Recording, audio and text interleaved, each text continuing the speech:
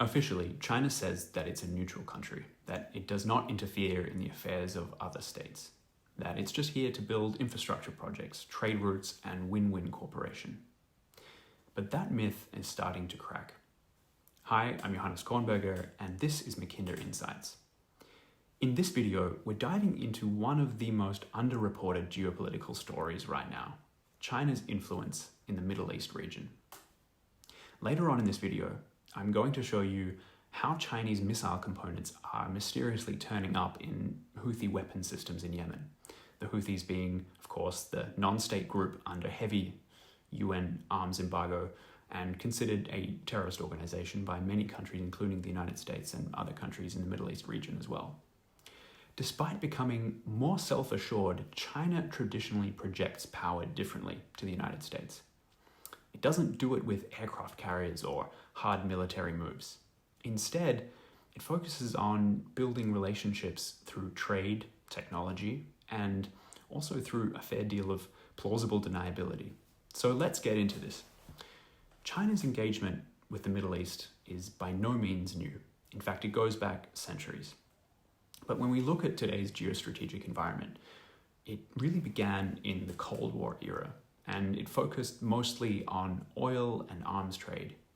But since Xi Jinping has come to power, something has shifted.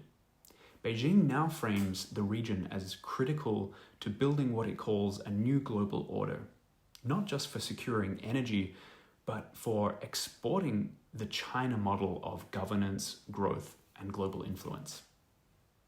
China's Belt and Road Initiative laid the foundations for this, but now we're seeing the next phase, and there are three major initiatives that are coming up behind this. There's the Global Development Initiative, there's the Global Civilization Initiative, and perhaps most importantly, the Global Security Initiative. Each of these is designed to signal to the Global South, as well as the Middle East, that China offers an alternative to the West. And nowhere is this being tested more than in the Middle East right now. It's also easy to see why. It's a region that is heavily divided and under heavy US influence. For Beijing, this is the perfect testing ground for its diplomatic tools against the US model. China's entire strategy in the Middle East is built on four key pillars. First of all, regime survival and national rejuvenation. That means securing energy imports, diversifying trade, and using the Middle East to harden China against future sanctions from the United States. Secondly, it means building a multipolar world where China, not the US, shapes the rules and the norms. That means bringing countries like Iran and the United Arab Emirates into multilateral forums like BRICS and even the Shanghai Cooperation Organization. Thirdly, it means positioning China as a moral leader of the global South, standing with Palestine or offering rhetorical support to states under pressure from the United States like Iran or Lebanon, and presenting itself as a peace broker. Finally, it also means showcasing the success of the China model, authoritarian development, digital control, and infrastructure funding without any lectures on human rights or rule of law. That's opposed to the European Union model, which likes to link its foreign aid funding to concrete governance milestones and human rights benchmarks on the ground. So on paper, this makes China everyone's best friend. But in reality, these pillars are starting to collide. China doesn't need troops on the ground to expand its power. It just needs leverage and a foot in the door. The Middle East is a perfect place to get a foot in the door. And that leverage is now coming through dual-use technology, civilian technology with military potential. Let me give you a case study here that breaks down what I mean by this dual-use technology, China, Middle East. What does it all mean? China made a DLE-111 drone engine, and it has been found inside a Houthi missile UAV. These components, like the DLE-111, aren't sold directly by the PLA. They're manufactured by private firms, exported via shell companies, and often routed through Hong Kong or places like Oman, which are close by. Beijing denies this, of course, but here's the point. These supply chains exist because they work, and they allow China to empower Iranian proxies, like the Houthi rebels, without triggering any sanctions from the United States or the UN. Not that that would happen, because, of course, China is on the Security Council, but UN investigations have actually traced these components, and they include GPS units, fuel sensors, actuators, and pressure gauges, all of them sourced from Asia, and of course, many of them coming from China directly. And this is exactly how China avoids boots on the ground, but is still able to shape the strategic environment from far away. It's not necessarily about weapons either. Chinese surveillance systems, telecoms, and AI platforms, all of these are now embedded in the Gulf states.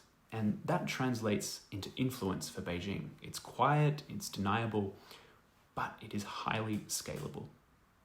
China now has a foot in the door in the Middle East. It has stakes in over 24 ports across the Middle East and North Africa region, from Sokna in Egypt to Khalifa Port in the United Arab Emirates. These aren't just commercial investments.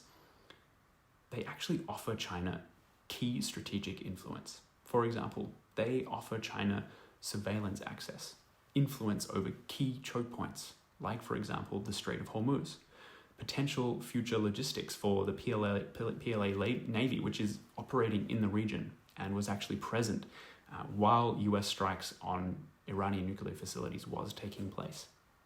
In parallel, Beijing is locking in energy security through long-term oil and gas deals with Saudi Arabia, Qatar, even Iran. This is crucial for understanding China's Taiwan calculus. If war breaks out, these secure energy lines matter. And China is preparing for that. We see that with what it's doing in the South China Sea. We see the more embedded it becomes in the Middle East region through infrastructure, through tech deals with countries that are willing to essentially make their markets available to China. That makes it harder for the West, for the United States, to isolate China. But here's the dilemma. China wants to stay neutral. But as US attention shifts to the Indo-Pacific, slowly but surely, Middle Eastern and North African states are asking China for more security guarantees, more weapons. We see that in the case of Iran, more visible backing. And if Beijing gives them what they want, it risks blowing up its balancing act from day one. Iran wants Chinese tech and arms. Israel wants continued investment in its infrastructure and in its technology industry. The Gulf states want stability, and of course, above all, they want continued demand, Chinese demand that is, for their oil exports. China cannot please everyone forever. The myth of neutrality is running out of time. So, the question is China still neutral in the Middle East? Maybe it is in name, but we're seeing increasingly in practice, it's already shaping regional outcomes through tech, through trade, through arms, and even alliances. Thanks for watching. I hope you've enjoyed this video. Please subscribe if you haven't already, and check out my Substack. The link is in the description. Thanks for watching.